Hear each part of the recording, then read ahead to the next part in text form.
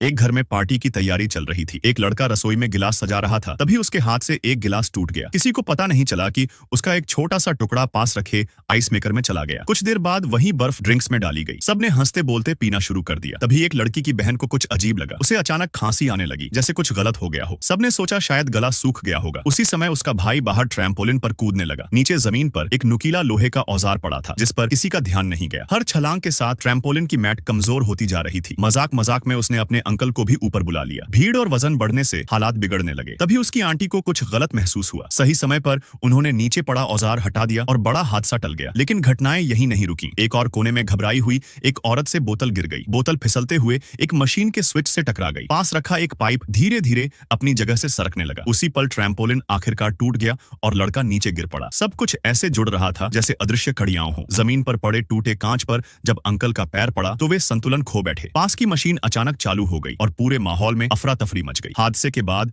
परिवार सदमे में था। उस रात लड़की को अपनी दादी की कही बात याद आई। हमारे परिवार पर कोई अनदेखा साया है। पहले उसने इसे अंधविश्वास माना था, लेकिन अब हर घटना एक पैटर्न जैसी लगने लगी। उसे महसूस हुआ कि ये सब यूं ही नहीं हो रहा। उसने परिवार को समझाने की कोशिश की कि ये घटनाएं उम्र के क्रम में हो रही हैं। अगला कौन हो सकता है यह भी उसने बताया, लेकिन किसी ने उसकी बात पर यकीन नहीं किया और सब लोग घर लौट गए। अगली सुबह उसकी बहन दौड़ने निकली। एक छोटी सी चूक ने बड़ा हादसा बना दिया। जब तक लोग समझ पाते बहुत देर हो चुकी थी। अब लड़की पूरी तरह टूट चुकी थी। उसे समझ नहीं आ रहा था कि क्रम कैसे बदल गया। तभी आंटी ने एक छुपा हुआ सच बताया, जिसने सारी कड़ियां जोड़ दी। इसके बाद सबकी नजरें अब अगले नाम पर थीं। मौत रुकी नहीं थी, वह बस अपना रास्ता बदल रही थी।